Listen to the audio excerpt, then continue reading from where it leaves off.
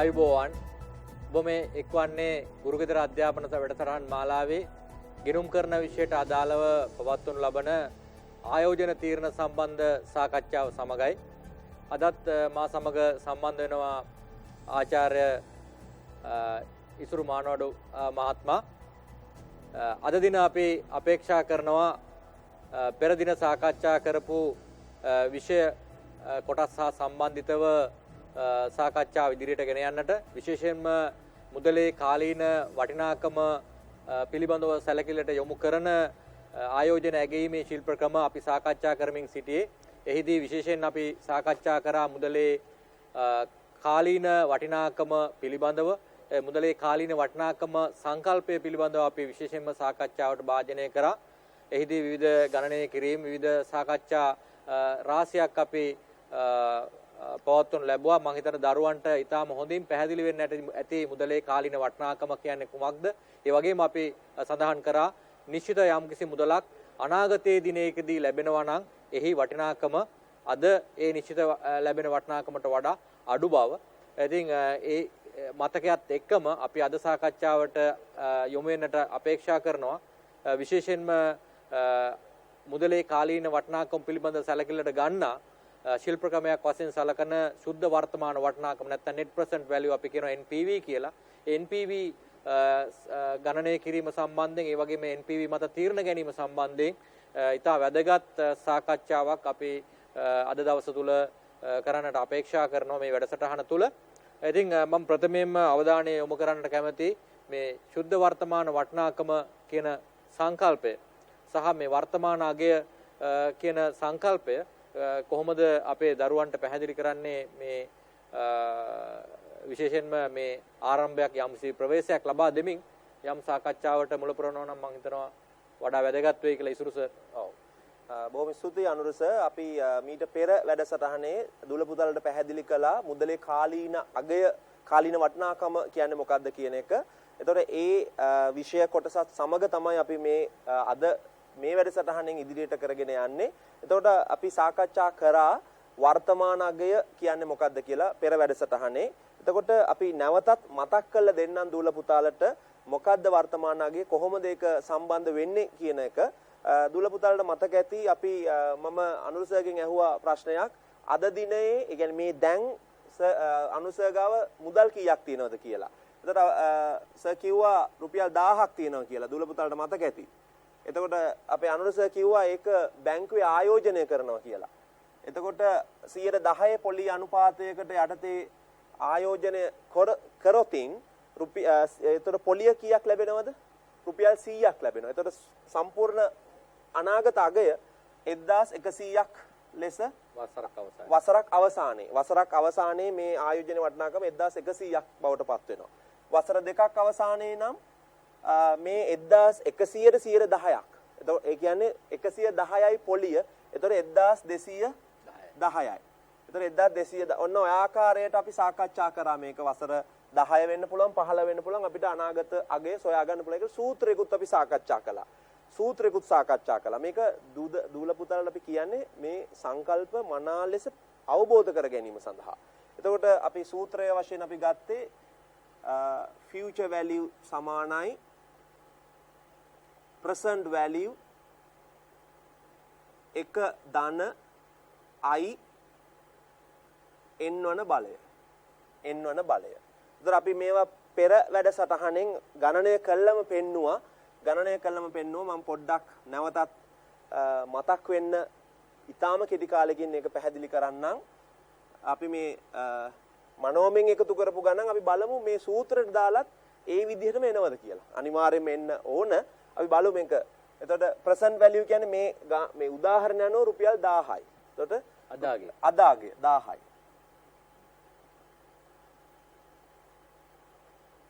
එක ධන i කියන්නේ 10%යි, 0.1යි. n කියන්නේ අපි බලමු වසර දෙකක් අවසානයේ. ඒ කියන්නේ මේ අදාගේ රුපියල් 1000යි වසර දෙකකට පසුව අනාගත අගය කීයද කියලා බලමු. එතකොට මෙතන අපි දාමු 2. එතකොට කීයද එන්නේ උත්තරේ? උත්තරේ එන්න ඕනේ 1000 වැඩි කිරීම 1.1 දෙවන බලය.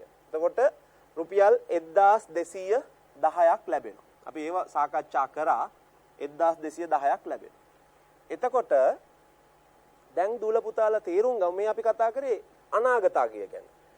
කොහොමද මේකෙන් වර්තමාන අගය ගණනය කරන්නේ? වර්තමාන අගය කොහොමද දැන් මේ දීලා තියෙන සරල සූත්‍රයක් නේ. එතකොට දුල පුතාලා මීට පෙර විෂයන් වලින් උදාහරණයක් ගන්නොත් 10 වසරේ සමීකරණයක් උක්ත කරන ආකාරය. සමීකරණයක් උක්ත කරන ආකාරය දුල පුතාලා මේ වෙනකොටත් ඉගෙනගෙන තියෙනවා. එතකොට අපි බලමු කොහොමද මෙන්න මේ කියන සමීකරණය උක්ත කරගන්න. අපිට උක්ත කරගන්න ඕන PV කියන එක. එතකොට ඒක උක්ත කරගන්න නම් අපි මොකද කරන්න ඕන? දැන් දුල පුතාලා හොඳට බලන්න මේ සූත්‍රය දිහා. PV උක්ත කරගන්න ඕන නම් අපිට කරන්න පුළුවන් සමීකරණයේ දෙපැත්තම බෙදන්න පුළුවන් එක ධන I වල n වන බලයෙන්. කොහොමද මම කරලා පෙන්නන්නම්? මම මේකම ලියලා මම පෙන්නන්නම් දුල පුතාලට.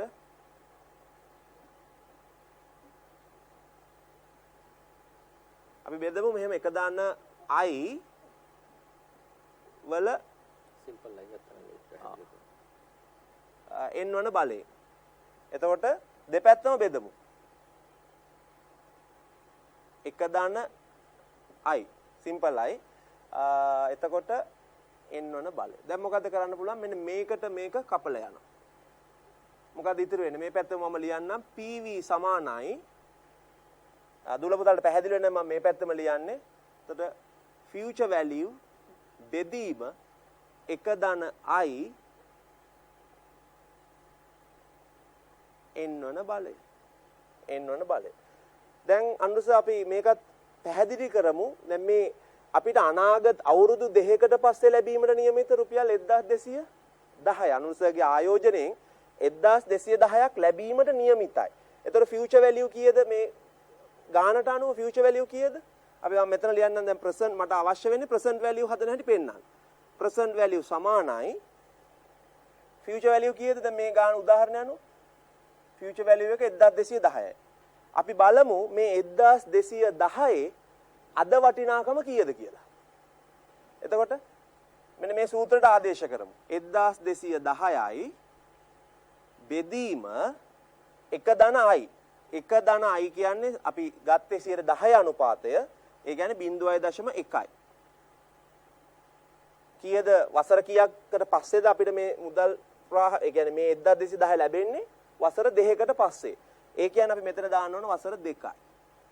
වසර 2යි. දැන් දුල පුතාලට පුළුවන් උත්තරේ ලබා ගන්න 1210 බෙදන්න ඕන 1.1 දෙවනි බලයෙන්. 1.1 දෙවනි බලය.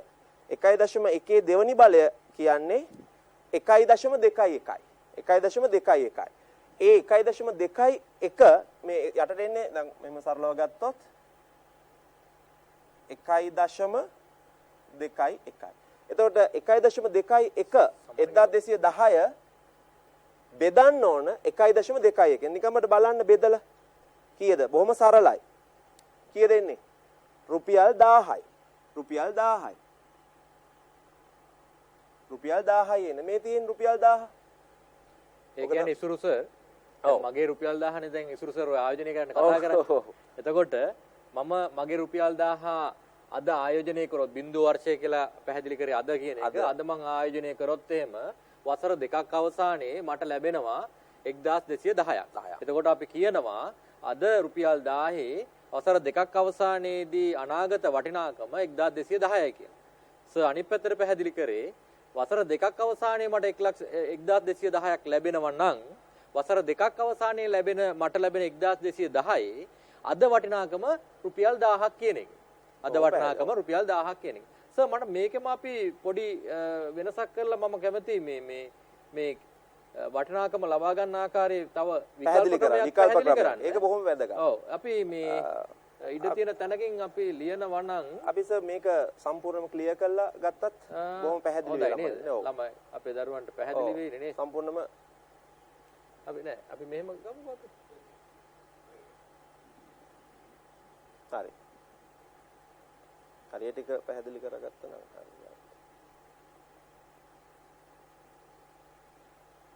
දැන් සර්ගේ ගණනය කිරීම වලට අනුව ගණනය කිරීම වලට අනුව right ගණනය කිරීම වලට අනුව PV නැත්නම් present value කියන එක සර් ගත්තේ present value කියන එක ගත්තේ මෙන්න මේ සමීකරණයෙන්නේ. සර් කිව්වේ future value එක බෙදන්න ඕන. future value එක බෙදන්න ඕනේ 1 ධන i වල n වෙනි බලය. n වන බලය. ඔව්. n වෙනුවට වර්ෂ අදාළ වර්ෂය වසර 5ක් අවසානයේ ලැබෙනා ගියා නම් n වෙනුවට 5. දෙකක් අවසාන නිසා සර් 2 කියලා යෙදුවා. ඔව්. ඒ වගේ අපි මේකට ආදේශ කරලා තමයි ගත්තේ. ඒතර සර් ගන්න විදිහට මේ 1210 ගත්තේ 1210 මා ආයසරයක් ලිව්වොත් පැහැදිලි කරන්න ඕන නිසා 1200 බෙදීම 1 ධන 0.1 නැත්නම් 0.1 දෙවෙනි බලය කියලා තමයි සර් උත්තරේ ගත්තේ. present value එක අපිට ආවා රුපියල් 1000යි කියලා. ඔව්. ඒතර රුපියල් 1000 ආවා. ඒක මම නැවත ගණනය කිරීම අවශ්‍ය වෙන්නේ නැහැ. මේ රුපියල් 1000ම අපිට ලබා ගන්න පුළුවන් මේකම සමාන වෙනවා 1210 අපි ಗುಣ කරොත් එහෙම 1210 මේ ඉර උඩ තියෙන අපි ලවය ගත්තොත් ලවය වෙන් කරලා ගත්තොත් මේක ලියන්න පුළුවන් 1යට මේ ඉර යට තියෙන එක ලියන්න පුළුවන් 1යට 1.0 අපේ දරුවෝ දන්නවා ගණිතය සම්බන්ධයෙන් අපේ දරුවන් විශේෂ ප්‍රවීණතාවයක් තියෙනවා විශේෂයෙන් ගිණුම්කරණය හදාරන අපේ දරුවෝ ඒ නිසා මෙන්න මේ ආකාරයට අපිට ගන්න පුළුවන්. ඔව් ඒකේ උත්තරේ ලැබෙනවා. මේකේ උත්තරේ අපි දාමු සර්. මට උදව් කරන්න මේ ඉසුරු සර්. මෙන්න මේකට ලැබෙන උත්තරේ මට ඒක තමයි සර්. ඒකේ උත්තරේ ලැබෙනවා සර්. 1 බෙදීම 1.1 දෙවන බලය. ඔව්. දෙවන බලය. ඔව්. n වෙනුවට 2 ආදේශ කළා. ආදේශ කරන්න ඕනේ. එතකොට එනවා 0.826ක්. 0.826යි. ඔව්. අන්න. දැන් මේකට සර් අපි කියනවා මොකක් කියලාද? වට්ටම් සාධකය කියලා. ඔව්. වට්ටම් සාධකය කියලා. මෙන්න මේක තමයි ඇත්තටම වැදගත්ම කාරණාව මේ NPV ගණනය කිරීමේදී මේ දරුවෝ විශේෂයෙන් අවධානය යොමු කරන්න ඕන වැදගත්ම කාරණාව තමයි වට්ටම් සාධකය.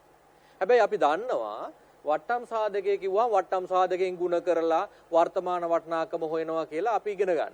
හැබැයි ඒ අවබෝධයෙන් නෙමෙයි බොහෝ විට. ඔව්. ඉතින් මට මෙතනදී අවශ්‍යම කාරණාව තමයි අපි සාකච්ඡා කරේ ඉසුරු සරුවීමමයි මේක කොහොමද අපේ දරුවන්ට පැහැදිලි කරලා දෙන්නේ කියන කාරණාව. මෙතනදී වැදගත්ම කාරණාව තමයි මේ අපි මේ බෙදලා ගන්නවා එක වෙනුවට අපිට ඇත්තටම මේ සූත්‍රය භාවිතා කරලා බෙදලත් අපිට වර්තමාන වටිනාකම ගණනය කරන්න පුළුවන්. ඒ ලැබෙන පිළිතුර සර්ගේ ලැබුණේ 1000. ඒ 1000ම මේ ක්‍රමයේ යටතේ ලැබිය යුතුව තිබෙනවා. අපි ඉතින් වැඩි කරලා බලමු 1210 වැඩි කරොත් එහෙම 0.826 රුපියල් 1000 ලැබෙනවා. රුපියල් 1000 ලැබෙනවා. එහෙමනම් අපේ දරුවන්ට පැහැදිලි මේ ක්‍රමයේ යටතේ 1000 ලැබෙනවා. මේ ක්‍රමයේ යටතේ 1000 ලැබෙනවා. නමුත් අපිට ගණනය කිරීමේ පහසුව සඳහා මේක ගණිතයේ විෂය නොවන නිසා අපි බොහෝ විට වට්ටම් සාධකයේ ඔබගේ ප්‍රශ්න පත්‍රය තුල ඇතුළත් කරලා තියෙනවා. ඒ නිසා ඔබට තියෙන්නේ මේ වට්ටම් සාධකයෙන් ಗುಣ කරන්න විතරයි. ඒ ಗುಣ කරන එක නම් මීට කලින් ඔබට ඇත්තරම ගැටලුවක් තිබුණා ಗುಣ කරනකොටත් මේ 0.826 මේවා ಗುಣ කරනකොට අතින් ಗುಣ කිරීමේදී යම් ගැටලු තිබුණා. නමුත් මෙවර ඔබට සතුටුදායක පිළිතුරක් තියෙනවා. ඒ සඳහා ගණක යන්ත්‍රය භාවිතා කරන්න පුළුවන්. එතකොට මේ ආකාරයට ගණනය කරනකොට ඔබට දැන් මේ 1යට 1.1 වර්ගය කියලා ලියනවා වෙනුවට මේ වර්ගය කියලා ලියනවා වෙනුවට ඔබට ඊටාම පහසුවෙන් 0.826 කියන එකෙන් ಗುಣ කරන්න පුළුවන්. මේක බොහෝ විට ඔබගේ ප්‍රශ්න පත්‍රය තුල අපි අන්තර්ගත කරලා තියෙනවා. ඒ කියන්නේ වට්ටම් සාධකය දුල පුතාලට ලබා දෙනවා. නමුත් දුල පුතාලා දැනගන්න ඕන වට්ටම් සාධකයෙන් අපි වැඩි කරන්නේ ඇයි කියන එක. ඒක තමයි මේ අපි මේ පැහැදිලි කරන්න උත්සාහ කරන්නේ. එතකොට අපි දැන් තව එකක් අපි කියනවා නම් සර් මෙතන පොඩි එකතුව කිරීමක් කරනවා නම් මේ 0.826 කියන්නේ මොකක්ද කියන කාරණාව. ඒක සර් පැහැදිලි කරමු. තව අපි ගණනය කිරීමක් කරලා පැහැදිලි සර් මේකේ සර් දැන් මේකේ මෙතනදී අපිට මේකත් එක්කම කියන්න පුළුවන් නම් ඇයි අපි 0.826න් වැඩි කරේ? 1210 0.826න් වැඩි කරනවා කියන එකෙන් අදහස තමයි මෙතන අපි මේක වෙන් කරලා ගත්තාම මේකේ අදහස තමයි වසර දෙකක් අවසානයේ ලැබෙන රුපියලක අද වටිනාකම කීයද? වසර දෙකක් අවසානයේ ලැබෙන රුපියලක අද වටිනාකම 0.826 කියලා කියන්නේ 782යි නැත්නම් 783ක්. ආසන්න වශයෙන් 783යි. 783. ඔව්. ඒතර ආසන්න වශයෙන් 783ක් තමයි රුපියල් වසර දෙකක් අවසානයේ ලැබෙන රුපියලක අද වටිනාකම. එතකොට මේ දරුවන්ට මේ විදිහට වට්ටම් සාධකේ දීලා තියෙන්න පුළුවන් වසර 3ක් අවසානයේ ලැබෙන රුපියලක අද වටිනාකම. වසර 5ක් අවසානයේ ලැබෙන රුපියලක අද වටිනාකම. වසර 10ක් අවසානයක ලැබෙන රුපියලක අද වටිනාකම යනාදී වශයෙන් ඔබට වට්ටම් සාධකය කියලා අගයක් දීලා තියෙනවා. ඒතර වට්ටම් සාධකය කියන අගය දුන්නාට පස්සේ ඔබට කරන්න තියෙන්නේ වර්තමාන වටිනාකම හොයනකොට මේකෙන් ಗುಣ කරන්න. ඒක සරලයි. නමුත් මේකේ අදහස ගන්නකොට ඊටාම වැදගත් වෙනවා වසර 2ක් අවසානයේ ලැබෙන රුපියලක අද වටිනාකම ඊට වඩා අඩුයි. 783යි නැත්නම් 782යි 6යි. ඒතර ආසන්න වශයෙන් අඩු වගයක් තමයි ලැබෙන්නේ. එතකොට ඔබගේ අර ප්‍රශ්න පත්‍රයේ ලබා දීලා තියෙන වට්ටම් සාධකයෙන් ಗುಣ කරනවා වගේම ඔබට යම් අදහසක් තියෙන්න ඕනේ. කාරණු කීපයක් තියෙනවා. අපි එදත් අපි මීට කලින් සාකච්ඡාවේදී මේ සාකච්ඡාවට භාජනය කරා අපි ඒ සාකච්ඡාවේදී මුදලේ කාලීන අගය කියලා කියන්නේ යම් කිසි නිශ්චිත මුදලක් අනාගතයේ ලැබෙනවා නම් එම මුදලම අද ලැබෙනවා නම් අපි සංසන්දනය කරොත් එහෙම අද ලැබෙන මුදලේ වටිනාකම වැඩි අනාගතයේ ලැබෙන නිශ්චිත මුදලට වඩා අනිත් පැත්තට අනාගතයේදී ලැබෙන නිශ්චිත මුදලේ අද වටිනාකම ඊට වඩා අඩුයි කියන කාරණාව පිළිබඳව ඉතා පැහැදිලිව සාකච්ඡා කරා. ඒක තමයි පළවෙනි කාරණාව. දෙවෙනි කාරණාව තමයි මේ වට්ටම් සාධකයෙන් කියන්නේ මොකද්ද? අනාගතයේ ලැබෙන රුපියලක අද වටිනාකම. ඒතර ඔබ දන්නවනම් රුපියලක අද වටිනාකම කීයද කියලා රුපියල් 1000ක වටිනාකම හොයන්න අපිට 1000න් වැඩි කරන්න ඕනේ. අනාගතයේ ලැබෙන රුපියල් ලක්ෂයක අද වටිනාකම හොයන්න මේ වට්ටම් සාධකය ලක්ෂයෙන් වැඩි කරන්න ඕනේ. එතකොට අපිට අද රුපියලක වටිනාකම හොයාගන්න පුළුවන් නම් ඊටාම පහසුවෙන් අනාගතයේ ලැබෙන යම්කිසි නිශ්චිත මුදලක වර්තමාන වටිනාකම හොයාගන්නට පුළුවන්. ඉතුරුසට මම කියන්න හදනවා වගේ දේවල්. අපි සර් මේක පොඩ්ඩක් මේ බෝඩ් එක ක්ලියර් කරලා අපි ඒක පොඩ්ඩක් ගණනය කිරීමකින් පැහැදිලි කිරීමක් කරලා අපේ දූල පුතාලා වෙනුවෙන්. හොඳයි. දැන් අපි බලමු අපේ අනුර සර් සාකච්ඡා කරපු එකම ගණනය කිරීමකින් පැහැදිලි කරමු. දූල පුතාලා මෙන්න මේ රූපවාහිනී තිරය ඉදිරියේ දැන් පේනවා PV සමානයි FV බෙදීම 1 ධන R එහෙම නැත්නම් අපි දාමු I කියලා n වන බලය. දැන් මේක මේ වෙනකොටත් පැහැදිලි දුල පුතාලට පැහැදිලි කරා. එතකොට අපි මෙතෙන්ද අපේ අනුස පැහැදිලි කරා මෙන්න මේකේ ගණනය කිරීමක්. එතකොට අපි උදාහරණයක් අනුව හිතමු අවුරුද්දකට පස්සේ ලැබීමට නියමිතයි වර්ෂ 1. අපි බලමු මේ විදිහට. අවුරුද්දකට පස්සේ ලැබීමට නියමිතයි රුපියලක්. ෆියුචර් වැලියු එක රුපියලයි. එතකොට 1 ධන I n වන බලය කියන්නේ අවුරුද්දකට පස්සේනේ. එතකොට n කියන්නේ 1යි. එතකොට 1 බෙදීම 1 මෙතන 0.1යි 0.1යි 10 නිසා. ඔව් 10 නිසා 0.1යි. මම මේක මෙතන ලියන්න. එතකොට 1.1 පළවෙනි බලය මෙතෙන්ට එනවා. කියන්නේ 1.1 එනවා. ඒ උත්තරේ බෙදන්න එකෙන් කීය දෙන්නේ? පිළිතුර කීය දෙන්නේ? බොහොම සරල ගණනය කිරීමක්. කීය දෙන්නේ?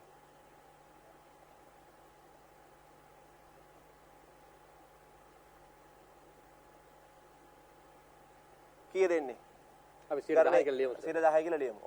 0.9යි. දුල පුතාලට බලන්න බලා දැන් දුල පුතාලට මේ වට්ටම් සාධකය අපේ අනුසය කියපු විදිහට ලබලා දෙනවා විභාගෙදී. නමුත් මේක කොහොමද අර්ථකථනය කරන්නේ කියන එක තමයි අතිශය වැදගත් වෙන්නේ. එතකොට මේ විදිහටම අපි බලමු සර් පොඩ්ඩක් අපි මෙතන තව එකතු කිරීමක් කරමු. මේක තව ටිකක් අපේ දරුවන්ට පැහැදිලි වෙන්න. එක බෙදීම 1.1 පළවෙනි බලය. සමානයි 0 අන්න ඒක. බොහොම පැහැදිලි දැන්. එතකොට දෙවන අවුරුද්දත් බලමු. එතකොට මම ඊට පස්සේ අපි මේක සම්පූර්ණව අර්ථකථනය කරමු. දෙවන අවුරුද්ද කියන්නේ වසර 2කට පසුව රුපියලක් ලැබීමට නියමිතයි. එතකොට අනාගත අගය කීයද රුපියලයි. එතකොට රුපියල දාමු මෙතන 1.1 මේ විදිහමයි 1.1 දෙවන බලය. කීය දෙන්නේ? 0. අපි ඒක අපේ අනුසය ගණනය කරලා පෙන්නුවා. 8යි 2යි 6යි. ඒක දෙවන වසර. දෙවන වසරේ වට්ටම් සාධකේ 8යි 2යි 6යි. දැන් මම හිතනවා මේක දැන් අපි පැහැදිලි කරමු. මේ 0.9 අදහස මොකක්ද? ඒ කියන්නේ තුන්වෙනි වසර ගමුද? තුන්වෙනි එකත් ගමුකෝ. හොඳයි. තුන්වෙනි එකත් ගමු. ඒක මේ විදිහට ගණනය කිරීම කරන්න. මම මෙතන ගණනය කරන්නම්. 1 බෙදීම 1.1 තුන්වන බලය. කීය දෙන්නේ? 0.751යි. ඔය ආකාරයට හතරවෙනි එකත් අරගමු. 1 බෙදීම 1.1 4 වන බලය. ඒක එනවා 0.6 8යි 3ක්. 4 වන අවුරුද්ද. 5 වන අවුරුද්ද මම මෙතන ගණනය කරන්නම්. මෙතන දුල පුතාලා අවධානය යොමු කරන්න. 1 බෙදීම 1.1 පස්වන බලය. එතකොට එනවා 0.6.2.1ක්. 6.2.1ක් එනවා. දැන් අපි එකින් එක පැහැදිලි කරමු මේකේ අදහස මොකක්ද කියලා. දැන් අපි ගත්ත වසරකට පසුව රුපියලක් ලැබීමට නියමිතයි කියලා. වසරකට පසුව රුපියලක් ලැබීමට නියමිතයි. ඒකේ වර්තමාන අගය, ඒකේ අදාගය කීයද? ඒකේ අදාගය අපේ අනුසය කියපු විදිහට දැන් රුපියලක් ගැනනේ අපි සාකච්ඡා කරන්නේ. එහෙනම් සත වලින් කියන එක තමයි හොඳම. අවුරුද්දකට පස්සේ රුපියලක් ලැබීමට නියමිත නම් ඒකේ අදාගය සත කීයද? 791යි. ආසන්න වශයෙන් 791යි. ආසන්න වශයෙන් 791යි. සරලව නැවතත් කියන්නම්. අද 791ක් බැංකුවේ දැම්මොත් අවුරුද්දකට පස්සේ කීයක් ගන්න පුළුවන්ද? රුපියලක් ලබා ගන්න පුළුවන්. මම හිතනවා දුල පුතාලට පැහැදිලි කියලා. දැන් මේ අපි සාකච්ඡා රුපියලක් විදියට. එතකොට අවුරුද්දකට පස්සේ ලැබෙන රුපියලක ලැබීමට නියමිත රුපියලක අදාගය 791යි. දෙවැනි එකත් අපි සාකච්ඡා කරමු බොහොම ඉක්මනින්. දෙවැනි අවුරුද්දේ වට්ටම් සාධකය 8.2.6යි කියලා තියෙනවා. 0.8.2.6යි කියලා. ඒක මම නැවත අර්ථකථනය කරන්න උත්සාහ කරන්නම්. වසර දෙකකට පසුව ලැබීමට නියමිත රුපියලක ඒක ලැබෙන්නත් පුළුවන් සර් ගෙවෙන්නත් පුළුවන් නේ. ඒතර වසර දෙකකට පසුව ලැබීමට හෝ ගෙවීමට නියමිත රුපියලක වර්තමාන අගය 783යි. 783යි. ඒක සරලව නැවතත් කිව්වොත් අද 783ක් ආයෝජනය කරොතින් වසර දෙකකට පස්සේ රුපියලක් ලබා ගන්න පුළුවන්. ඒක තමයි අදහස්. තුන්වෙනි එකත් ඒ විදිහටම පැහැදිලි කරමු. දුල පුතාලත් ඒ විදිහටම අර්ථකථනය කරන්න පුළුවන් පුරුදු වෙන්න. තුන්වෙනි අවුරුදු 3කට පසුව ලැබීමට හෝ ගෙවීමට නියමිත රුපියලක අදාගය 775යි. 775යි. ඒ කියන්නේ අද 775 ගිහිල්ලා බැංකුවේ දැම්මොත් අවුරුදු 3කට පස්සේ කීයක් ගන්න පුළුවන්ද? රුපියලක් ගන්න පුළුවන්. හතරවෙනි අවුරුද්දත් අපි බලමු මේ විදිහටම. වසර 4කට පසුව ලැබීමට හෝ ගෙවීමට නියමිත රුපියලක අදාගය 768යි. 768යි. ඒක පැහැදිලි. දුල පුතාලා දැන් මම එකම 4 පාරක් දැන් මේ කිව්වා. ඒක වැදගත් නිසායි කියන්නේ. දුල පුතාලා හොඳට තේරුම් ගන්න ඕන මේ කාරණාව. ඒතර පස්වෙනි අවුරුද්දක් කියනනම් අවසාන වශයෙන් අපිට ලැබිච්ච වට්ටම් සාධකය කීයද? 6.2.1යි. අදහස මොකද? දැන් දුල පුතාලා අර්ථකථනය කරන්න.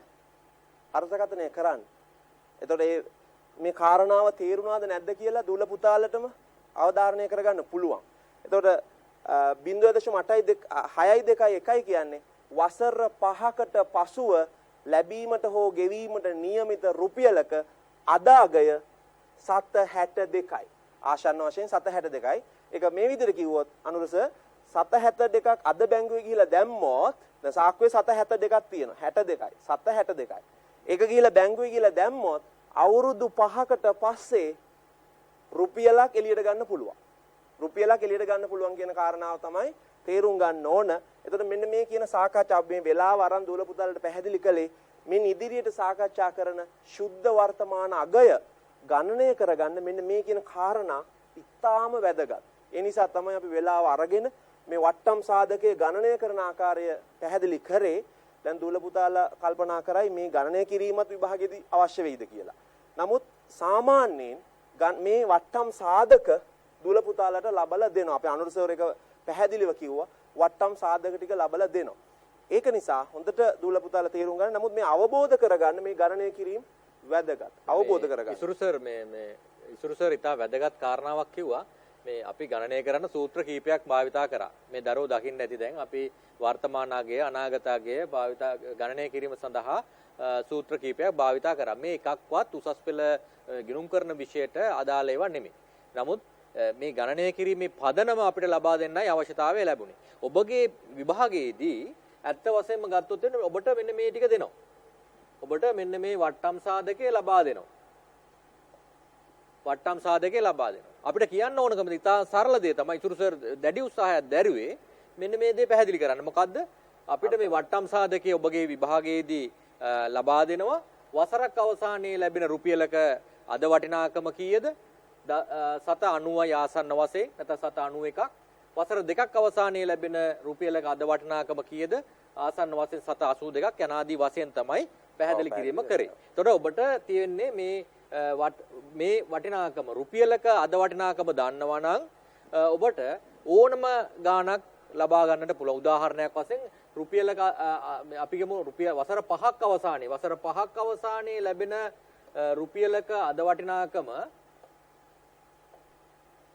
වසර 5ක් අවසානයේ ලැබෙන රුපියලක අද වටිනාකම ඔබ දන්නවා නම් ඒකේ අපි දන්නවා ඒකේ අද වටිනාකම තමයි 7.62 ආසන්න වශයෙන් නැත්නම් 0.621යි.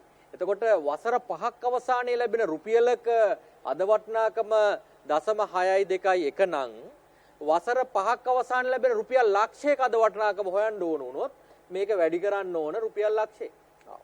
එතකොට මේ ලක්ෂය කියන්නේ මුදල් ප්‍රවාහය. ඒ කියන්නේ උත්තරේ ආසන්න වශයෙන් ගත්තාම 62100. ඔව්. එතකොට ඔබට පැහැදිලි වෙනවා වසර 5ක් අවසානයේ ඔබට ලැබෙන රුපියල් ලක්ෂයක නැත්නම් උද්ගත වෙන රුපියල් ලක්ෂයක මුදල් ප්‍රවාහයක අද වටිනාකම ලක්ෂය නෙමෙයිට වඩා අඩුයි 62100යි.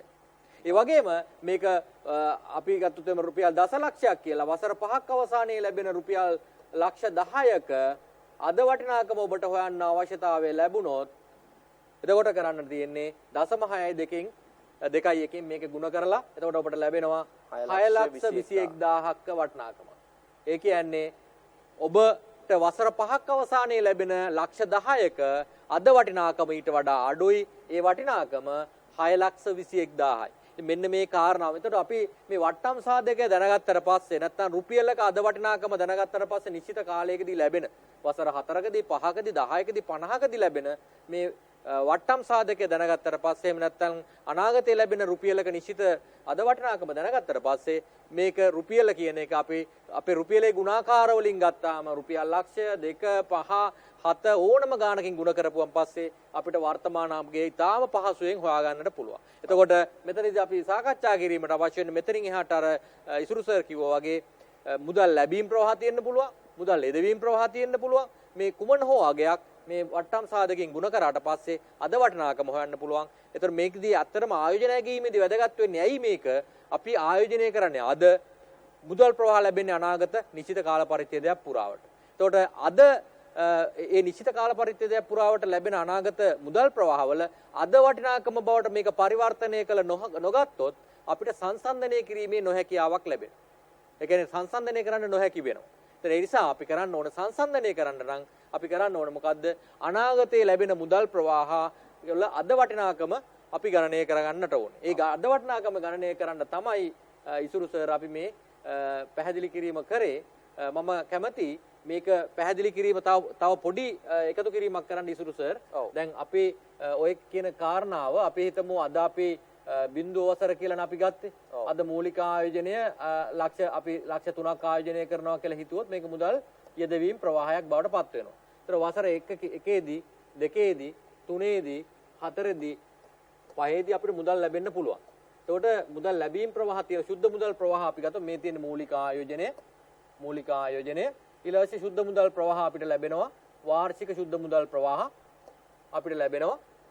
පළවෙනි අවුරුද්දේදී අපි හිතමු අපිට 1,50,000ක් හම්බ වෙනවා. දෙවෙනි අවුරුද්දේදී ලක්ෂ 2ක් හම්බ වෙනවා.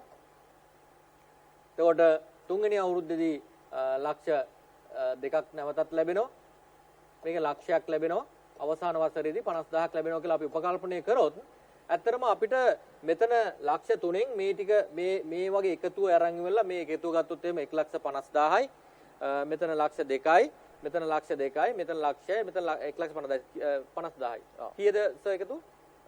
මේ ටිකේ ඔක්කොම එකතුව එනවා ලක්ෂ 5යි 50යි 6යි 50යි 7ක් එනවා. ඒතොර ලක්ෂ 7න් ලක්ෂ 3ක් අඩු කරලා මේ කියන්නේ අනාගතයේ ලැබෙන සම්පූර්ණ මුදල් ප්‍රවාහ වල එකතුව ලක්ෂ 7යි. ලක්ෂ 7න් ලක්ෂ 3ක් අඩු කරපුවාම උත්තරය ලක්ෂ 4යි. ඒ නිසා අපිට ලක්ෂ 4ක සුද්ධ ප්‍රතිලාභයක් තියෙනවා කියලා අපිට කිව්වොත් එහෙම ඒක වැරදි.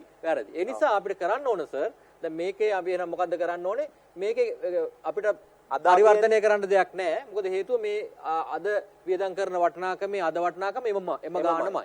ඒ නිසා මේ අනික් මුදල් ප්‍රවාහත් අපිට සිදු වෙනවා පරිවර්තනය කරගන්න එකම කාල පරිච්ඡේදය මේ බිඳුව වර්ෂයේ කාල පරිච්ඡේදයට පරිවර්තනය කරගන්න පුළුවන් නම් මෙන්න මේ පරිවර්තනය කර ගැනීමේදී තමයි අපිට අද වටිනාකම හොයාගන්න ඕන වෙන්නේ. දැන් මේ 1,50,000 අපි 10% අනුපාතයම අපි වට්ටම් සාධකය කියලා ගත්තොත් 1,50,000 අද වටිනාකම හොයන්න නම් අපි කරන්න ඕන මොකද්ද? 1,50,000 වැඩි කරන්න ඕනේ අර අපි වට්ටම් සාධකය දැන් හොයාගත්ත 0.9.9යි කියලා. ඊළඟට 2,00,000 අද වටිනාකම හොයාගන්න නම් අපි කතා කරා අපිට වට්ටම් සාධකයේ 8.2යි කියලා. එතකොට මේ ආකාරයට ඊළඟ ලක්ෂ දෙකේ වටිනාකම හොයන්න නම් 0.751යි කියලා අපි කතා කරා. ඊළඟට අවසාන ලක්ෂය සහ 50,000 වටිනාකම හොයන්න ඕන නම් 6.8.3යි. අවසාන 50,000 අපේ වටිනාකම ගන්න ඕන නම් අපි කිව්වා 0.621යි. මෙහෙම ගුණ කරලා මෙතෙන්ට අගයන් ලබා ගැනීමෙන් තමයි ඇත්තටම අපිට මේ වර්තමාන වටිනාකම් ටික හොයාගන්න පුළුවන්. මේක එකතුවට අපි කියනවා මොකද්ද සර්? මුදල් ගලා ඒම් වල වර්තමාන අගය. මුදල් ගලා ඒම් වල වර්තමාන වටිනාකම.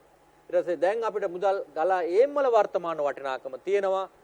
ඒ වගේම මුදල් ගලා යාම අපි දන්නවා ඒකේ වර්තමාන වටිනාකම කියන අද අපි වැය කරන මුදලමයි. ඔව් ඒකස අපි මෙහෙම කියමු. දැන් මෙතන තියෙන්නේ ඍණ මුදල් ප්‍රවාහයක්. මේ වසර බිඳුවේදී අපි යන්නේ ඍණ මුදල් ප්‍රවාහයක. ඒකේ වර්තමාන අගයේ එමමයි. මේ දැන් ගණනය කිරීම කරපු දේවල් ධන මුදල් ප්‍රවාහයන්. ඒතර ධන මුදල් ප්‍රවාහයන් වල වර්තමාන අගය තමයි දැන් ගණනය කරන විදිය පෙන්වුවේ දූල පුතාලට. එතකොට මේ දෙක අතර වෙනස තමයි ඍණ මුදල් ප්‍රවාහය සහ ධන මුදල් ප්‍රවාහයන් අතර වෙනස තමයි අපි කියන්නේ මොකක් කියලාද? සුද්ධ වර්තමාන අගය. සුද්ධ වර්තමාන අගය. දැන් ඒක ගණනය කිරීමෙන්ම පැහැදිලි කරා. ඊටාම සරලයි. දූල පුතාලට ඊටාම දැන් සර්ගේ සයිඩ් එකට අපි කියන්න. අන්න හරි. දැන් දූල පුතාලට මේ පැහැදිලි කිරීම තවදුරටත් හොඳට තේරෙනවා. දැන් මේ බලන්න දූල පුතාලට පැහැදිලි පේනවා රූපවාහිනී තිරය තුලින් සුද්ධ වර්තමාන අගය කියන්නේ මොකක්ද? මේ තියෙන්නේ ආයෝජන ඇගීම් සඳහා වඩාත්ම යෝග්‍ය හා ප්‍රචලිත ක්‍රමය ලෙස සුද්ධ වර්තමාන අගය දැක්විය හැකියි. ඇයි එහෙම කිව්වේ? අපේ අනුසය පැහැදිලි කරා අපි එක මට්ටමකටම ඔක්කොම අරන් එනවා. ඒ කියන්නේ වර්තමාන අගයන් අපි ගන්නවා. මුදලේ කාලීන අගය සලකලා බලලා ඒ මුදල් ප්‍රවාහයන් වර්තමාන අගය අපි ගණනය කරනවා. ඒ නිසා තමයි මේක වඩාත් යෝග්‍ය සහ ප්‍රචලිත ක්‍රමය කියලා කියන්නේ. ඊට පස්සේ මේ තියෙන අපි අපේ අනුසය ගණනය කිරීම කරලා පෙන්නුවා මේ මුදල් ගලායම් වල වර්තමාන වටිනාකම.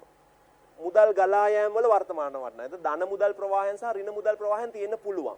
ඒතර මේ දෙක අතර වෙනස තමයි සුද්ධ වර්තමාන අගය කියලා අපි ගන්නෙ. නැවත පැහැදිලි කරා නම් ඔව්. මේ තියෙන්නේ ඒක. දැන් මේ තියෙන්නේ ධන මුදල් ප්‍රවාහයන්. මේ එක වසර, පළවන වසර, දෙවන වසර ඔය ආදී වශයෙන් මුදල් ප්‍රවාහයන් තියෙනවා. මේ වල වර්තමාන අගය මේ විදිහට ගණනය කිරීම කරාම අපි ගණනය කිරීම කළා පෙන්නනවා. අපි ගාව උදාහරණ තියෙනවා. එතකොට මේ ගණනය කිරීම මත මනාව තවදුරටත් පැහැදිලි කරගන්න පුළුවන් දූල පුතාලට. එතකොට මේ ධන මුදල් ප්‍රවාහවල වර්තමාන අගයත් මෙන්න මේ කියන ඍණ මුදල් ප්‍රවාහී ඒක කොහොමත් අදාගයනේ ලක්ෂ 3 කියන අදාගය. එතකොට මේ දෙක අතර වෙනස තමයි NPV එහෙම නැත්නම් සුද්ධ වර්තමාන අගය ලෙස අපිට ගන්න පුළුවන්. එතකොට මම හිතනවා මේක පැහැදිලි කියලා දූල පුතාලට අපි යමු තියෙනව නේද සුද්ධ වර්තමාන අගය හොයන පියවර කීපයක්. දැනට අපි ගොඩක් සාකච්ඡා කරලා තියෙන්නේ. අපි අනුසයට කියමු මේක මොනවද පියවර වශයෙන් දූල පුතාලට තේරුම් ගැනීම පහසුයි මේ ගණනය කිරීම කරගන්නකොට. අපි රූපවාහිනී තිරේ අපි පියවරයන් සියල්ලම අපි දිස් වෙනවා. ඔව්. අපි ඊටාම කෙටියෙන් සාකච්ඡා කරන්න අපිට ලැබිලා තියෙන කාල ප්‍රමාණයත් එක්ක යම් කිසි ගැටලුවක් තියෙන නිසා මුදල් ප්‍රවාහ ඇස්තමේන්තු කිරීම පළවෙනි පියවර තමයි මුදල් ප්‍රවාහ ඇස්තමේන්තු කිරීම. අපි ඒවා කතා කරලා සාකච්ඡා කරලා ඉවරයි. ඊළඟට තමයි සුද්ධ මුදල් ප්‍රවාහය ගණනය කිරීම. ඒ කියන්නේ මුදල් ප්‍රවාහ ඇස්තමේන්තු කිරීම කියන්නේ මුදල් යෙදවීම් ප්‍රවාහ තියෙන්න පුළුවන්. ඒ කියන්නේ මූලික ආයෝජනය වගේ දේවල්. ඒ වගේම මුදල් ලැබීම් ප්‍රවාහ තියෙන්න පුළුවන්. ඒතර මුදල් යෙදවීම් ප්‍රවාහ සහ ලැබීම් ප්‍රවාහ අතර සුද්ධ ප්‍රතිඵලය තමයි අපි සඳහන් කරන්නේ සුද්ධ මුදල් ප්‍රවාහ ගණනය කිරීම කියලා. ඒතර වාර්ෂිකව උද්ගත වෙන මුදල් ප්‍රවාහවල අපි විකුණුම් වගේ දේවල් වලින් ලැබීම් තියෙනවා. ඒ වගේම ගැනුම් සහ අනිකුත් වියදම් සඳහා ගෙවීම් තියෙනවා. ඒකේ ශුද්ධ ප්‍රතිඵලය තමයි අපි අත්‍තරම කියන්නේ ශුද්ධ මුදල් ප්‍රවාහ ලබා ගැනීම. ඒතර අපි මුදල් ප්‍රවාහ ඇස්තමේන්තු කරනවා. ඒකේ අවසාන ප්‍රතිඵලය වශයෙන් ශුද්ධ මුදල් ප්‍රවාහය ගණනය කරනවා. ඊළඟට වට්ටම් අනුපාතිකයක් තීරණය කර වට්ටම් සාධකය සොයා ගැනීම. ඒතර වට්ටම් සාධකය සොයා ගන්න ආකාරය අපි පෙන්නුවා. අතන ඔබ විභාගෙන සොයාගත යුතු නැහැ. ඔබට ලබා දෙනවා. ඔබට තියෙන්නේ මේ වට්ටම් සාධකයෙන් ගුණ කරලා වර්තමාන වටිනාකම ගලපා ගැනීම පමණයි. ඊළඟ අධීරය තමයි මේ මුදල් ප්‍රවාහ වට්ටම් අනුපාතිකයෙන් ගුණ කර වර්තමානගේ ලබා ගැනීම. අවසාන අධීරය අර ඉසුරු සර් කිව්ව අවසාන කරුණ තමයි වැදගත් වෙන්නේ. මුදල් ගලා ඒම් වල වර්තමාන වටිනාකමෙන් මුදල් ගලා යාම් වල වර්තමාන වටිනාකම අඩු කරලා සුද්ධ වර්තමාන වටිනාකම ගලපා ගැනීම. එතකොට මේ ආකාරයට ගලපා ගන්නට පුළුවන් අපිට ඒ ලැබෙන පිළිතුර ධනාගයක් ගන්නේ නම් එවැනි අවස්ථාවකදී ඔබට ව්‍යාපෘතිය පිළිගැනීමේ හැකියාව තිබෙනවා. යම් හේකින් ඍණාගයක් ගන්නේ නම් අපිට ව්‍යාපෘතිය ප්‍රතික්ෂේප කරන්න සිද්ධ වෙනවා. ඒ වගේම ව්‍යාපෘති කීපයක් තිබෙන අවස්ථා තියෙන්නට පුළුවන්. එවැනි අවස්ථාවලදී අපිට සංසන්දනය කළා ධන අගෙන් ඉහළම ව්‍යාපෘතිය තෝරා ගැනීමට සිද්ධ වෙනවා. අපිට තියෙන කල් වේලා අනුව අපි කැමති හැකි ඉක්මනින් තව දෙයක් එතෙන්ට පොඩි ඌණ පූරණයක් අනුස අපි කරමු. ඍණ දැන් දූල පුතාලට සමහරවට ලැබෙන්න පුළුවන් ආයෝජන දෙකක් තියෙනවා. ආයෝජන දෙකේම ලැබෙන්නේ ඍණ සුද්ධ වර්තමානගේ ඍණ. එතකොට ඒ දෙකෙන් අඩු ඍණාගය ගන්නෙ නැහැ. ඍණ නම් ඒ ආයෝජන අපි ප්‍රතික්ෂේප කරන්න ඕනේ. කියන ආයෝජන වර්ග දෙකම ප්‍රතික්ෂේප කරන්න ඕනේ. මොකද සුද්ධ වර්තමානගේ ඍණ කියන්නේ අපි ඒක පිළිගත යුතු නැති ආයෝජනයක්. අන්න ඒකත් වැදගත් නේද අනුසය? ඔව්. අපි දැන් ගණනය කිරීම නිදසුනට ඔව්. හරි. අපි නිදසුන බලමු. දැන් මේ නිදසුනෙන් තවත් දූල පුතාලගේ දැනුම තහවුරු කරගන්න පුළුවන් මේ සුද්ධ වර්තමාන අගය පිළිබඳව මේ ගණන අපි මේ වෙනකොටත් දූල පුතාලට දීලා තියෙන්නේ. කාරණා සමානයි, වෙනස් නැහැ. ඒ නිසා නැවතත් දූල පුතාලට අවශ්‍ය නම් ලියා ගන්න පුළුවන්. එහෙම නැත්නම් පෙර සටහන් කරගත්ත ගානම වැදගත්ම කරුණ මේ ඉලක්කම් ටික විතරක් කියමු. ඒක තමයි ඒක වැදගත් සර්. මූලික ආයෝජනය. දැන් මේ මුද්‍රණ ව්‍යාපාරය ආරම්භන්න යන්ත්‍රය ගන්න ලක්ෂ 8ක් වැය කිරීමට නියමිතයි. ඒක වැදගත්. ඒක සටහන් කරගන්න. ඊට පස්සේ මේ යන්ත්‍රයේ ජීව කාලය වසර 5යි. ඒ කියන්නේ මේ ආයෝජන අපේක්ෂා කරනවා අපිට ප්‍රතිලාභ ලබා ගන්න වසර 5ක් තුල. ඊට පස්සේ ආයෝජනය අවසානයේ සුන්බුන්නගේ 50000යි. ඒක ඇස්සමෙන්තු කරලා තියෙනවා 50000යි කියලා. ඊට පස්සේ අපිට දීලා තියෙනවා අර මුදල් ප්‍රවාහයන් ටික මොනවද? මුදල් දැන් මෙන්න දැන් වැදගත් කාරණේ අපි දැන් පෙර සාකච්ඡාවල අපි මේ කාරණාව පිළිබඳ කිව්වා වට්ටම් සාධකය. දැන් මේ ගණනය කිරීමට වට්ටම් සාධකය අත්‍යවශ්‍යද නැද්ද? අත්‍යවශ්‍ය කාරණයක්. මොකද අපි මේක මුදලේ කාලීනාගය සැලකිල්ලට භාජනය කරනවා. ඒ නිසා මේ වට්ටම් සාධකය වැදගත්. එතකොට මෙන්න මේ තියෙන්නේ වට්ටම් සාධකය. දැන් මේ දූල පුතාලට දැන් අපිට හරිම ලේසි පැහැදිලි කිරීම කරන්න. මොකද මේ වර්ෂය 1 2 3 4 5 දැන් මේවා ආපු විදිය දූල පුතාලා දන්නවා. මේක අර්ථකථනය කරන්න දූල පුතාලා දන්නවා. අර්ථකථනය කරන්න දූල පුතාලා දන්නවා. අපි දැන් යමු ගණනය කිරීමට ඉල්ලන්නේ මොනවද? මේ අපේක්ෂා කරන්නේ පිළිතුරු වශයෙන් ව්‍යාපෘතියේ සුද්ධ වර්තමාන අගය ගණනය කරන්න. ඊට දෙවෙනි කාරණය සුද්ධ වර්තමාන අගය සඳහා ලද පිළිතුරට අනුව ඔබගේ තීරණය කුමක්ද? දැන් සටහන් කරගෙන දුල පුතාලට පිළිතුරු සපයන්න ගන්න පුළුවන්. අපි කාල වේලාව ප්‍රශ්නයක් තියෙන නිසා අපි පිළිතුරට යමු. මොකද මේ වෙනකොටත් ඒකේ තොරතුරු ලබා දීලා තියෙන ගණනය කිරීම කරන්නේ කොහොමද, අර්ථකථනය කරන්නේ කොහොමද, සියලුම දේවල් අපි පැහැදිලි කරලා දීලා තියෙන අනුසරුයිමමයි. ඒක නිසා දුල පුතාලට ඊටාම පැහැදිලි. අපි බලමු මේකේ පිළිතුර. දැන් මේ තියෙන්නේ සුද්ධ වර්තමාන අගය ගණනය කරන ආකාරය මම පැහැදිලි කරන්නම්. මේ තියෙන්නේ මුදල් ගලා ඒම් සහ ගලා යෑම්. ඒ කියන්නේ වසර වර්ෂයේ බිඳුව, ඒ කියන්නේ අද මේ දැන් මේ මොහොත. එතකොට මුදල් ගලා යෑම්, ඒ කියන්නේ අපි ආයෝජනය කරන ලක්ෂ 8ක් වියදම් කරන්න ඕන. ඒ ලක්ෂ 8 තමයි මේ ඍණ වරහන් ඇතුළේ දාලා තියෙන ඍණ මුදල් ප්‍රවාහයක්. ඒක හරි, ඒක පැහැදිලි. ඊට පස්සේ පළවෙනි වසරේ අපි අපේක්ෂා කරනවා ධන මුදල් ප්‍රවාහයක් ඒක ලක්ෂ 4යි. ඊට පස්සේ දෙවන වසරේ අපි අපේක්ෂා කරන ලක්ෂ 3ක මුදල් ප්‍රවාහයක්. ඒ කියන්නේ මේක සුද්ධ මුදල් ප්‍රවාහය. මුදල් ගලායම සහ මුදල් ගලායම අතර වෙනස. ඊට පස්සේ තුන්වන වසරේත් ලක්ෂ 3යි. හතරවන වසරේ ලක්ෂ 7 ආපහු 3යි. ඔන්න පස්වන වසරේ ඊටාම වැදගත්. මේක විශේෂයෙන්ම කියන්න ඕන නේද අනුස?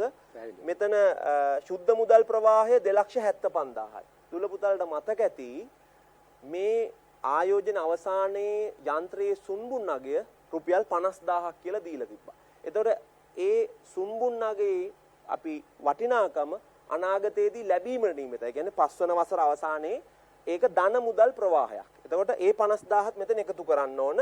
එතකොට 2,75,000 ධන 50,000. මම නැවතත් වෙලාව ගන්න නැහැ වට්ටම් සාධක පැහැදිලි කරන්න. දුල පුතාල ඉතාලම පැහැදිලි. මේ දැන් අද කියන්නේ වට්ටම් සාධකය එමමනේ. ඒ කියන්නේ මේ ලක්ෂ 8 කියන්නේ එමමයි. මොකද අද මේ මොහොත රුපියලක අද වටනාකම රුපියලමයි. ඒක පැහැදිලි. ඒතකොට රුපියලයි කියලා දාලා තියෙනවා. මෙතන 791යි ආසන්න වශයෙන්. මෙතන 0.822 ඔය ආකාරයට අපි දාලා තියෙන දුල පුතාලට පැහැදිලි. ඊට පස්සේ අපි අනුස පැහැදිලිව ගණනය කිරීමකුත් කළා පෙන්නවා. අපිට ඕන දැන් වර්තමානයේ ලක්ෂ 8 එකෙන් වැඩි කරාම එමමනේ ලක්ෂ 8යි. ඒක පැහැදිලි. ඒක ඍණ මුදල් ප්‍රවාහයක්. එතකොට පළවන වසරේ ලක්ෂ 4ක් සුද්ධ මුදල් ප්‍රවාහයක් ලැබීමට නියමිතයි. එතකොට රුපියලක අගය 791යිනේ. ලක්ෂ 4ක කීයද එහෙනම්? එහෙනම් මොකද කරන්න ඕන? ಗುಣ කරන්න ඕන.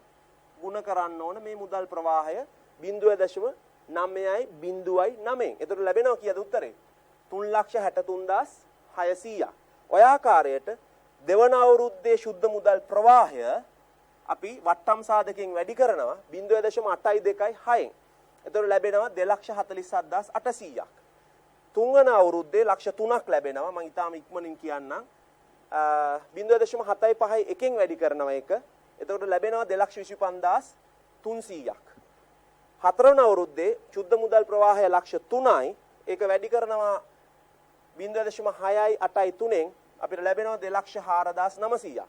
පස්වන වසරේ මේ දෙක එකතුව ඒ කියන්නේ 3,25,000ක් නේද? මේ දෙක එකතුව 3,25,000 වැඩි කරනවා 0.621යි එකෙන්. එතකොට ලැබෙනවා පිළිතුර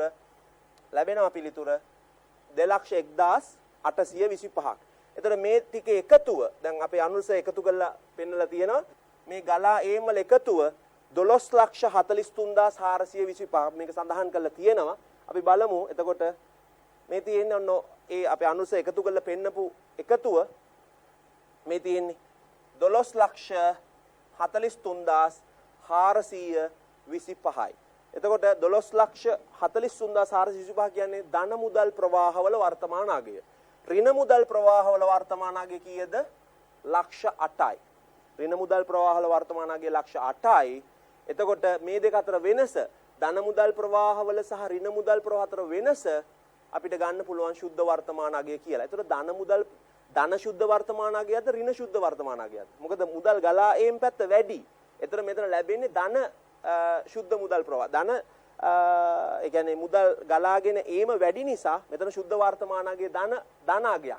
ඒ නිසා මේ ව්‍යාපෘති අපිට පිළිගන්න පුළුවන්ද බැරිද?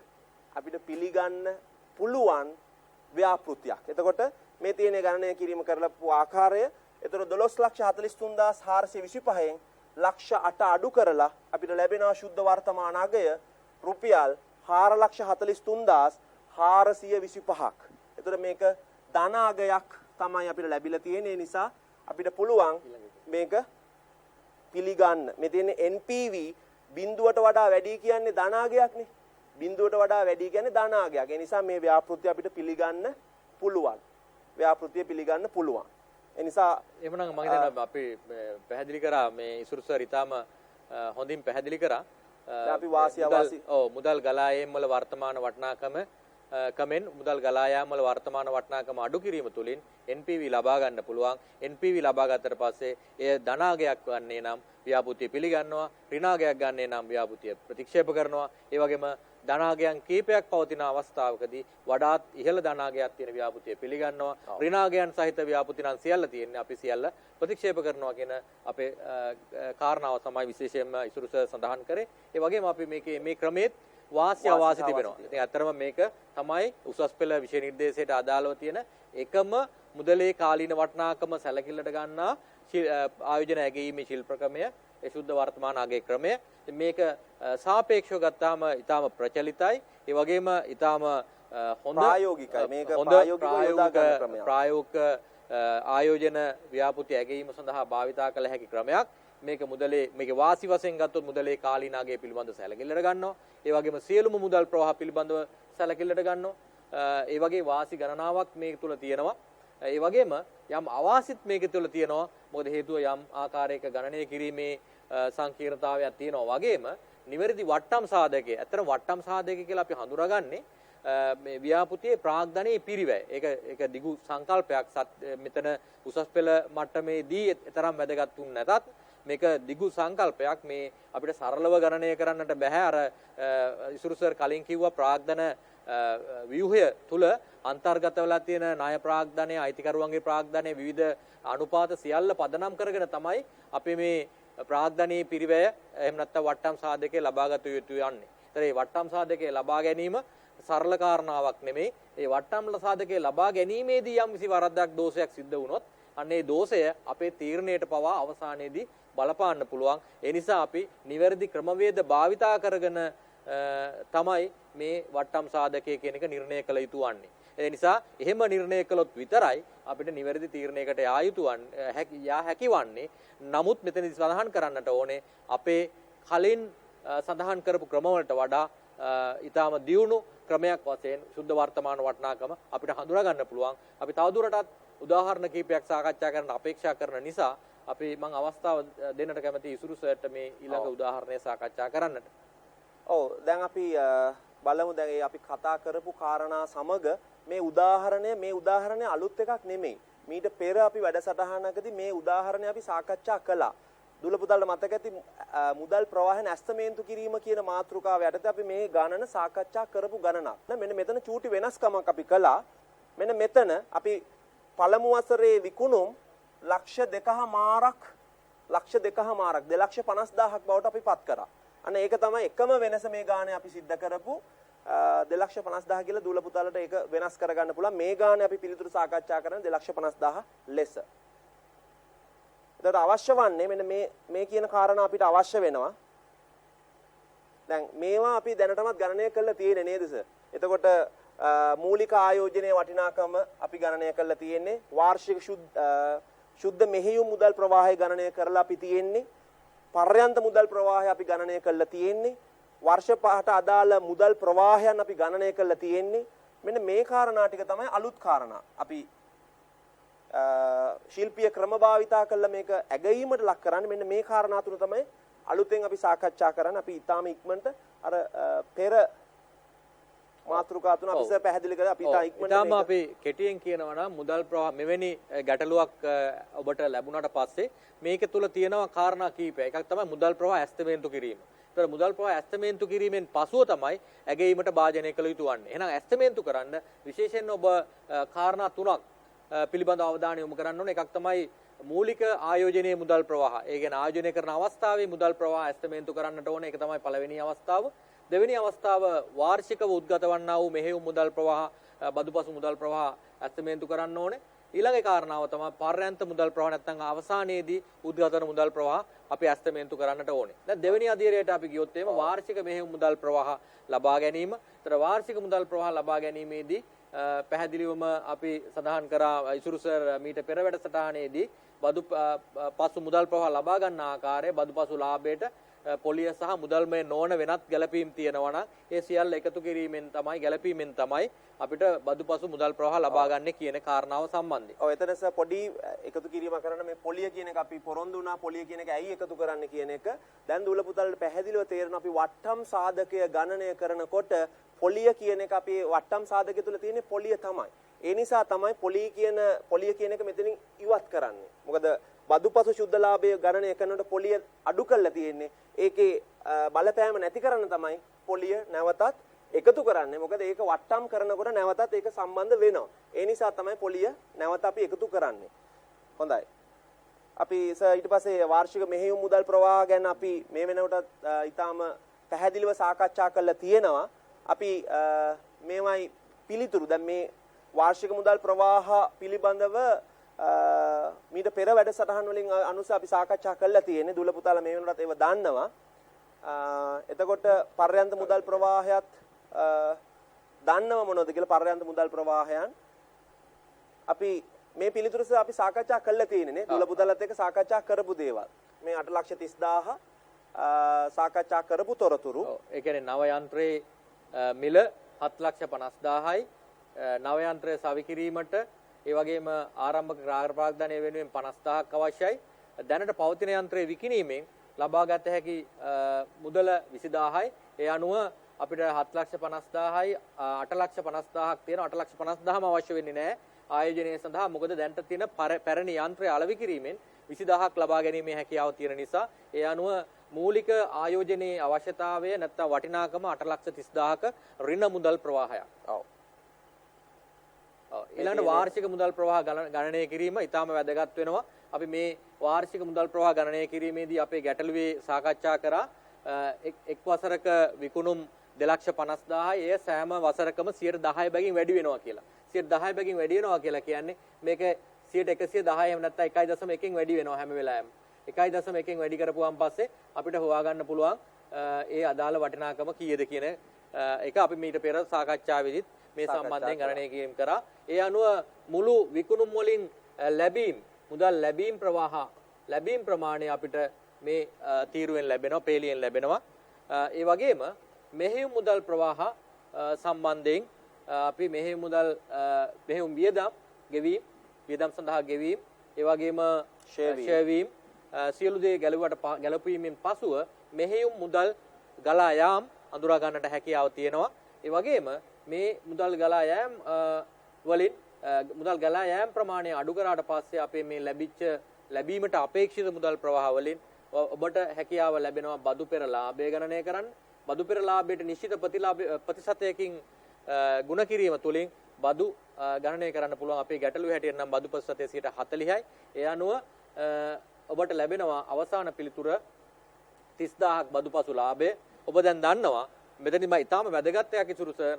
අපි කතා කරපු ප්‍රධාන ශිල්ප ක්‍රම 3 අතුරෙන් ක්‍රම 2ක් භාවිතා කරේ බදුපසු මුදල් ප්‍රවාහ. එක ක්‍රමයක් පමණක් භාවිතා කරේ බදුපසු ලාභය. ඒ තමයි ගිණුම් කරන ප්‍රතිලාභ අනුපාතය. ගිණුම් කරන ප්‍රතිලාභය හැර අනෙක් සියලුම ක්‍රමවලදී අපේ යෙදවුම වශයෙන් අපි භාවිතා කරන්නේ බදුපසු මුදල් ප්‍රවාහ. ඒ බදුපසු මුදල් ප්‍රවාහ ලබා ගැනීමට නම් නැවත අපිට ෂෙයාවීම් අඩු කරන ලද ෂෙයාවීම් බදුපසු ලාභයට එකතු කිරීමට සිදු වෙනවා. ඒ තුලින් තමයි බදුපසු මුදල් ප්‍රවාහ ලබාගත හැකි වන්නේ. ඒ ලබාගත් මුදල් ප්‍රවාහ අපිට මේ ක්‍රමයම තමයි සෑම වසරකටම අදාළ වෙන්නේ. ඒ නිසා ඒ ලබාගත් මුදල් ප්‍රවාහ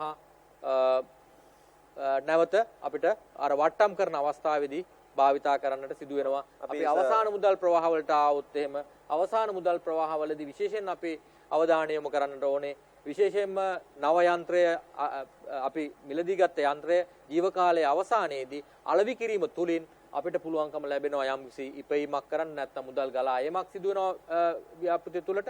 ඒ වගේම කාර්ක ප්‍රාග්ධනය කියන එක අපි නිරන්තරයෙන්ම සාකච්ඡාවට භාජනය කරා. මේ කාර්ක ප්‍රාග්ධන නිරන්තරයෙන් මුදල් බවට පරිවර්තනය වෙනවා. ව්‍යාපෘතිය අවසාන වීමත් සමග ආරම්භයේදී යදවපු කාර්ක ප්‍රාග්ධනය මුදල් බවට පත්වන නිසා එයත් මුදල් ගලා ඒමක් වශයෙන් අවසාන වර්ෂයේ මුදල් ගලා ඒමක් නැත්නම් පර්යන්ත වර්ෂයේ මුදල් ගලා ඒමක් වශයෙන් සැලකිල්ලට ගත යුතුයි. ඒ අනුව මුදල් ගලා ඒම වල එකතුව රුපියල් ලක්ෂයක් බවට පත් වෙනවා. අපි ඊට පස්සේ මේ දැන් සාකච්ඡා කරපු කාරණා ටික එක වගුවකට ගත්තාම මේ ආකාරයට පෙන්වන්න පුළුවන්. මේ තියෙන මූලික ආයෝජනය, මේ තියෙන්නේ වාර්ෂික මුදල් ප්‍රවාහයන් ටික, මේ තියෙන්නේ ලක්ෂය කියන්නේ පර්යන්ත මුදල් ප්‍රවාහය. එතකොට ඒ ආකාරයට අපිට පුළුවන් සුද්ධ මුදල් ප්‍රවාහයන් ගණනය කරගන්න.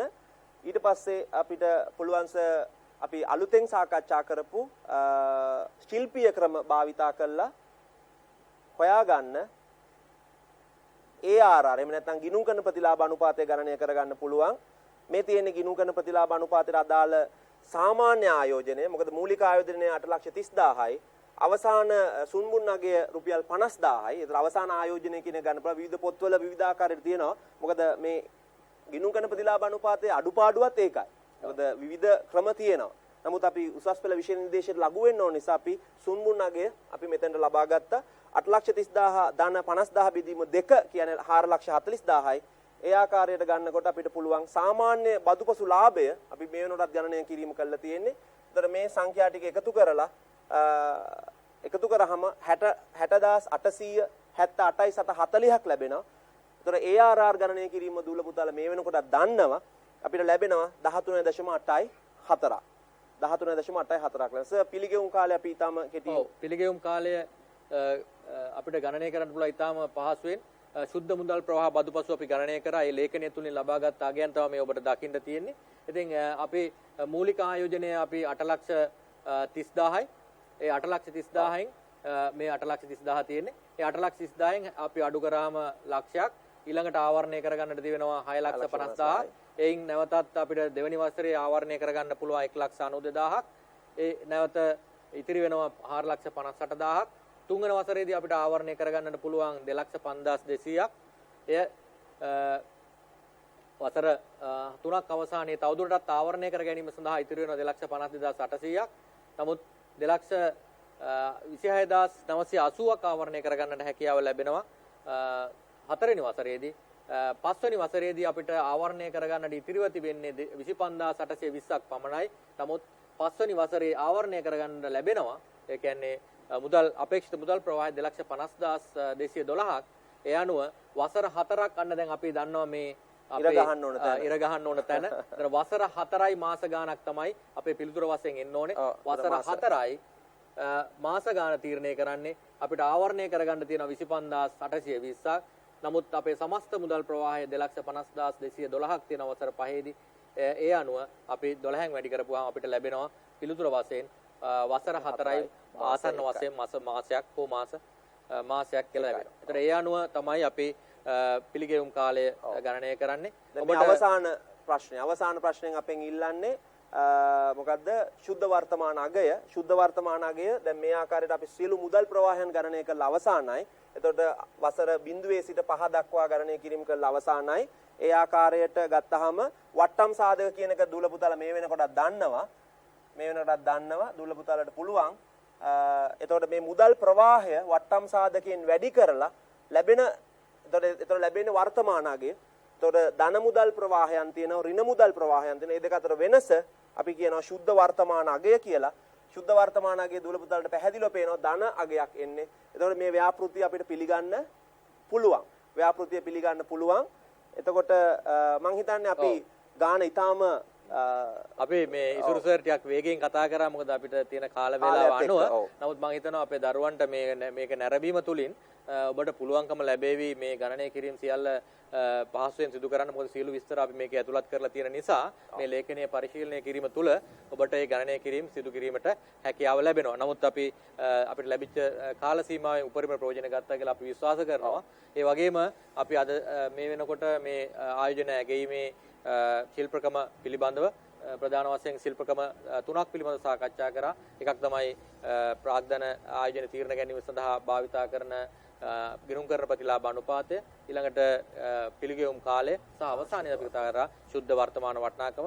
ඒ වගේ දුර්වලතාවයන් සහ ශක්තියන් අපි කතා කරා. ඒ අනුව අපි කිව්වා ශුද්ධ වර්තමාන වටිනාකම වඩා ප්‍රායෝගිකයි මේ ආයෝජන ව්‍යාපෘති ඇගීම සඳහා කියලා. ගුරුවිතර අධ්‍යාපන වැඩසටහන් මාලාවේ ගිණුම් කරන විෂයට අදාළව පවත්වන ප්‍රාග්ධන අයවැකරන තීරණ පිළිබඳ සාකච්ඡාවේ අවසානයේ සනිටුහන් කරන්නට මේ දරුවන්ට අපි විශ්වාස කරනවා මේ සාකච්ඡාව තුළින් හොඳ අවබෝධයක් ලැබෙන්නට ඇති. ප්‍රාග්ධන ආයෝජන තීරණ කියන එකේ වැදගත්කම සහ එය තීරණ ගන්න ආකාරය පිළිබඳව විශ්ලේෂණාත්මකව සහ තීරණ ගැනීමේ හැකියාව වර්ධනය වන ආකාරයේ සාකච්ඡාව බවට මේ පත්වන්නට ඇති කියලා විශ්වාස කරනවා. ඒ නිසා ඔබගේ අනාගත ඒ අධ්‍යාපන කටයුතු වලදී මේ කාරණාව භාවිතා කරන්නට අවස්ථාව ලැබේවයි කියලා ප්‍රාර්ථනා කරමින් අපි සමුගන්නවා. මෙවන්ම වූ වැඩසටහනකින් නැවත හමු වීමේ බලාපොරොත්තු වෙනවා. ආයිබෝවන්.